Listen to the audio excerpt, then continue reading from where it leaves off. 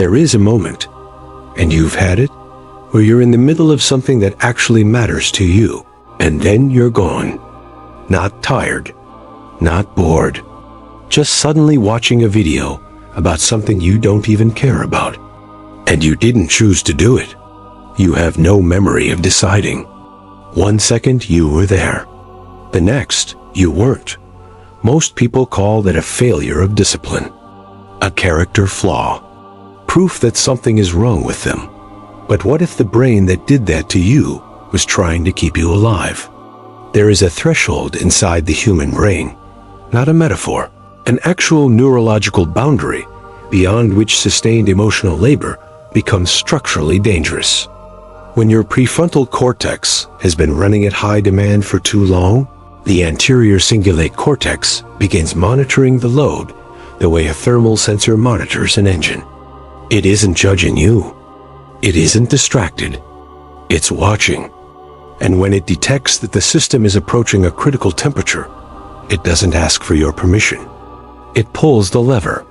What you experience as distraction is what neuroscience is beginning to recognize as an automated biological safety.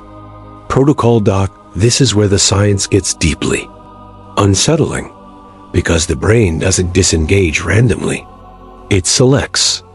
When you are at peak cognitive load, not when you're exhausted, not when you're bored, but at the precise moment of highest demand, the brain begins scanning for the lowest stimulation exit it can find. Short-form video, repetitive scrolling, anything that requires almost nothing from you.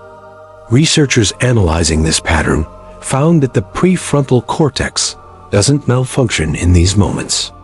It delegates. It hands control to deeper, older systems that specialize in low-cost recovery. Systems that were keeping humans alive long before productivity was a concept. Your phone isn't a distraction. It is a cooling agent, but official studies confirm something no one wanted to believe, that resisting these natural pauses doesn't strengthen the brain. It depletes it faster. Subjects who were prevented from taking micro breaks during high cognitive load tasks showed shorter sustained attention windows in subsequent sessions. The more aggressively they pushed through, the less capacity they had on the other side. The brain doesn't reward the fight. It taxes it. This is when a second phenomenon enters the picture, and it is far stranger. There are specific physical and cognitive markers that distinguish what the brain is doing in these moments from ordinary boredom. Genuine distraction, the kind born from disinterest, tends to arrive gradually. It creeps. But the protective kind arrives suddenly, fully formed, often accompanied by a brief sensation of mental blankness. A gap, and then you are somewhere else entirely. Neuroscientists studying this pattern noticed something that stops you cold. These interruptions cluster around peaks of productivity, not valleys. They arrive most often when the work is going well, when the thinking is sharp, when the focus is most complete. The brain is not escaping failure. It is preventing it. Even more unsettling is what happens in the moments just before. There is a window, seconds wide, sometimes less, during which the brain begins what researchers describe as offloading critical cognitive systems for rapid recovery. The mind doesn't go blank. It briefly daydreams. It drifts to something low resolution and low stakes, allowing the neural circuits that handle deep processing to temporarily decompress. You experience it as a lapse. The brain is running a scheduled maintenance cycle. And then there is the guilt. The modern understanding of productivity has built an entire moral architecture around focus. To lose it is to fail. To reach for your phone is weakness. To drift is to betray the work. But the data suggests something that quietly dismantles all of it.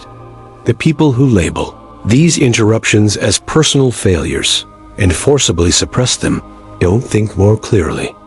They enter a state researchers call involuntary cognitive paralysis, where the brain, denied its natural recovery window, begins taking that recovery anyway, but in ways the person cannot control and cannot predict. The breaks don't disappear. They just stop being something you can see coming. The brain doesn't negotiate. It doesn't explain itself. It doesn't file a request.